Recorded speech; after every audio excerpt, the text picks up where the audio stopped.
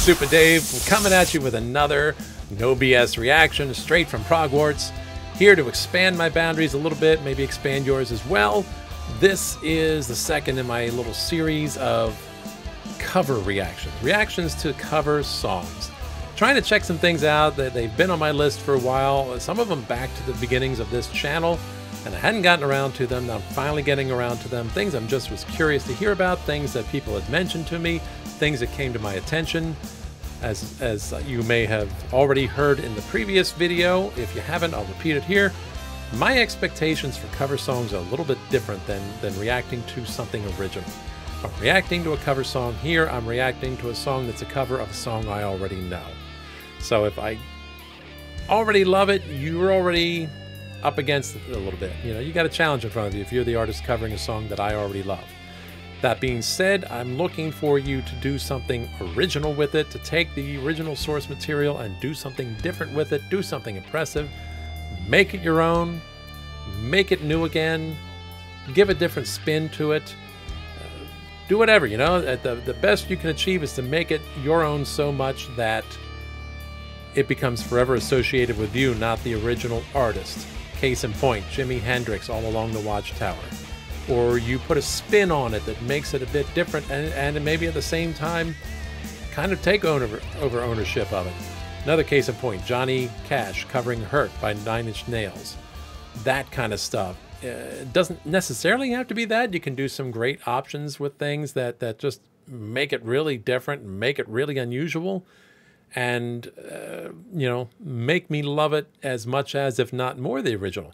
Here's one I'll turn you on to. If you're a fan of See Emily Play from Pink Floyd's first album, way back when they were just pretty much psychedelic and not that progressive, there's a band out there called 3, just the number 3, that does an amazing cover of that.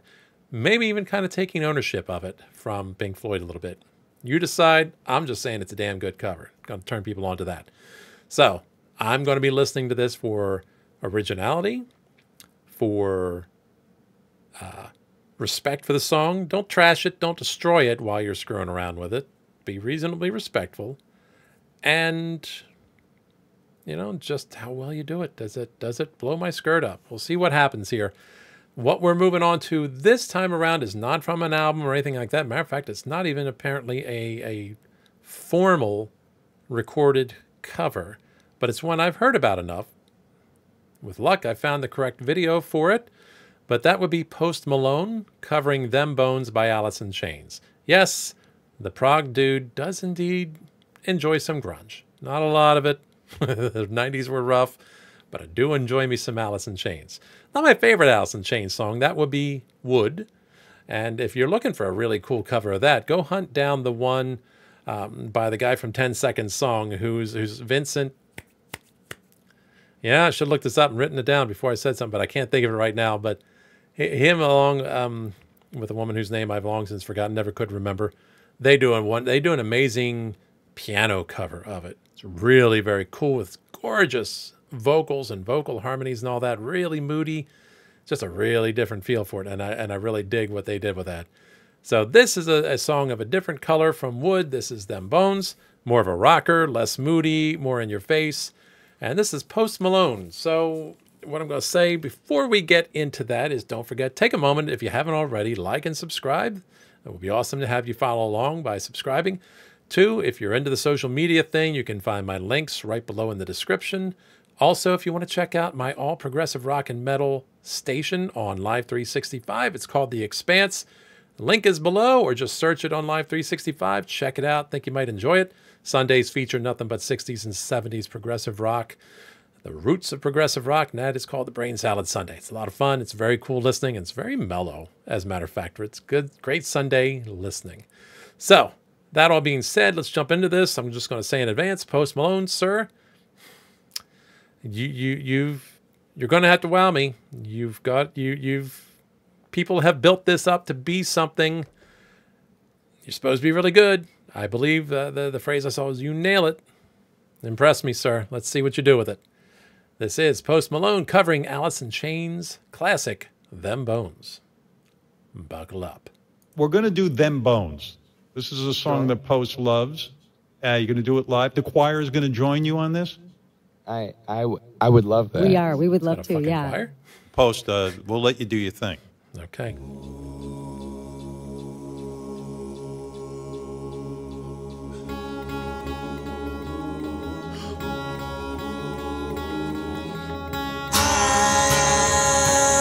I believe in bones on me. Some say we're born into the grave.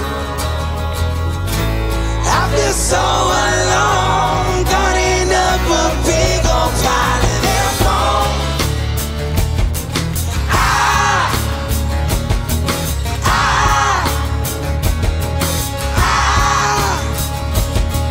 Just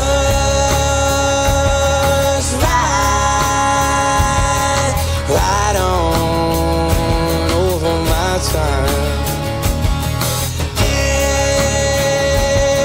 Empty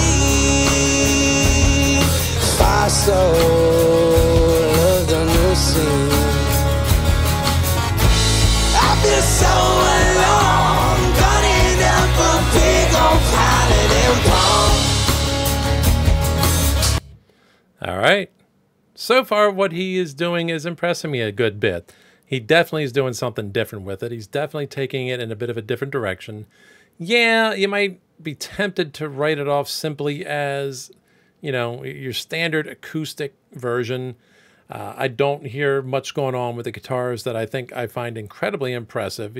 They're both strumming. You know, I might be missing something there, but I didn't pick up on anything. But you got 3 guitars there. So part of me wants to say I feel like there could have been a little more intricate arrangement going on there. I have to pay attention when I listen to a little bit more of this to make sure I'm not missing anything. But I don't find anything bothersome or offensive about it. I dig the idea of having the choir there and what they're adding to it. That's a really kind of a cool idea and a cool addition to the song. And I think it fits the stripped down model that they're going for here. That in the sense of rather than building it in with synths or distorted guitars or anything like that, they're adding some mood to it. Part of me wants to say, I've got 1, 2, 3, 4, 5, 6, 7 people in this choir. I feel like I want to hear a little bit more. So I'm hoping in these final 2 minutes of the song, God, I feel like we've gone further into it. I'm kind of waiting for the big finale, the big crescendo with all of them, because you got the potential for some serious power behind those voices. So I'm hoping they're going to do something with that. At the same time, I don't know. I won't exactly have a problem with them keeping it in the low-key moodiness right now, but I kind of want to see it there. We've got a drummer back there. You know, we've got, looks like electric bass. So there is the potential for this to ramp up and get in your face towards the end of the song. I believe somebody out there likes to use the phrase drop the people's elbow. Shout out, Jeeves. But I'm looking at the potential for this to really get cranked up as the song goes in there. But we'll see whether they'll kind of maintain this. I always just feel this little bit of rise up as he hits that chorus there. But yeah, I'll give credit. Post Malone's impressed me a little bit. He's handling this very well. I think, going into this expecting something to be, not expecting it to be acoustic and stripped down. I was expecting full force rock. So threw me off a little bit. Wasn't what I entirely expected. And I do understand and expect that in keeping with that stripped down lower key sound, he is not going to be singing for the rafters and really going for it full force and projecting as much as he could. Again, I would really dig if they took it up a notch or two. I don't know if that's going to happen, but I want to see if it does. That would be very cool. I'm not predicting it. I'm just hoping.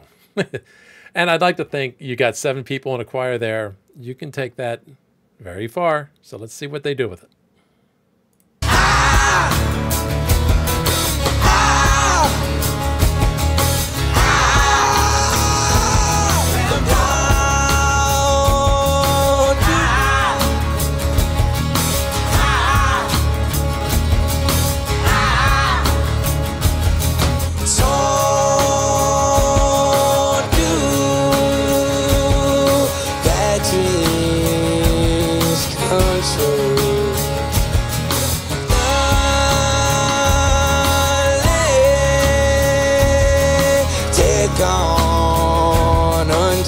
sky. I've been so alone, running up a big old pile of them. I've been so alone, running up a big old pile of them.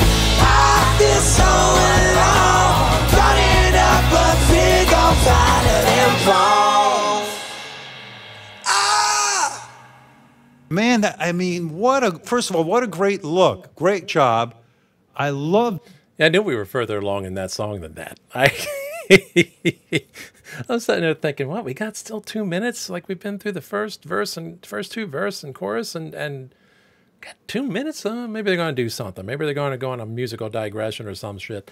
No, it's fucking Howard Stern going to just talk for another minute or so. Yeah, we couldn't edit that out. Like we needed that. I don't know. That threw me. I was expecting more. Anyway, no big deal. But it didn't give me the crescendo I was hoping for. It didn't have that grand finale. But I do like what they were doing with the choir. It was very cool. I kind of feel like the dude in the mixing board might have brought them up just a little bit more in the mix because I wasn't really easy to hear them. And they did, when I could hear it, have some really great vocal harmonies going on. So yeah, I would have loved to have heard that bring up. I know it's not a studio production. And that's kind of the downside. I don't know if I missed it in my search for video, and there is a studio version somewhere, but I'm kind of inclined to think this one kept coming up, so I doubt it. But he did it. He did a fine job with the vocals, and I think the music for the stripped down version was perfectly fine. I could see it being a change of pace to throw into a mix of hard rock and grunge and whatever stuff at a given time. I don't love it. I don't know if I want to say what I've heard is he nailed it. I don't know. I may have to look and find out if there's a video I overlooked out there somewhere where it's not this version, but it's in fact a studio version that might impress me more. We'll have to see. If somebody out there knows, you'll tell me. You guys never hesitate to tell me, and I appreciate it. I enjoy the education and the correction when it's done respectfully, of course.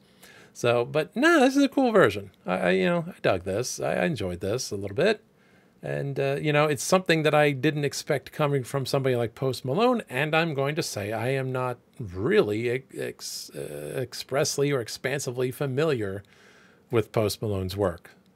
I'd usually have the time if I forget his name and I got to mention, the dude with the tats all over the face. Jelly Roll screwed that up because now he's got tats all over his face. Thanks, dude. You took away my one description. It always got me Post Malone. Now I get you. Anyway, it's a pretty cool cover. I enjoy that. It's a fun little thing to have done live. I don't know that I think it's something that's become part of his repertoire. I don't know that it's something that's in a studio version where it's going to be quote-unquote part of his collection. He did not take ownership of the song from Alice in Chains by any stretch. I will say, honestly, if you're looking for a really great cover of that, look for Fishbone's version of it. That one's really awesome. That one's exceedingly cool. So that is out there. And so shout out to Fishbone for theirs. But this one is it's a good cover. Like I said, I would not have expected it from Post Malone. Curious what the rest of you think. What are your thoughts on this? Do you like what he did with this? Do you think it made sense to go into this performance all stripped down like it was? Do you think he could have done more? Like I was thinking with the 3 guitars, you got 3 guitars. I felt like somewhere along the line, and it could be the mix. Maybe they weren't brought up as much as they needed to, that there could have been a little bit more intricacy in the arrangement. It could have been a little more complex, a little less basic. Or do you think you're fine with it how it was? Do you also wish the choir was brought up a little bit more into the mix? Do you think he crapped on it? I don't think he did. I think it was very respectful. I think clearly the man enjoys and likes the song and has a little bit of passion for it. That came across. I didn't find this in any way, shape, or form disrespectful. So respected, yes. Did something different with him? Yes. Could he have done more? Well, sure. Did he wow me? I wouldn't say wowed me. He wowed me. I went. I don't know what that means. But I like this version. I could throw this on a playlist somewhere and have it come in the mix and feel pretty cool about it being there. So You let me know in your comments what you think of what he did with this. I'll be very curious to hear. Meanwhile, thank you very much for watching. Once again, I appreciate anybody that gives me the time and gets through these videos. Much appreciated for your time. And remember, never fear to deviate from the norm. Keep it proggy. This is Super Dave, signing off.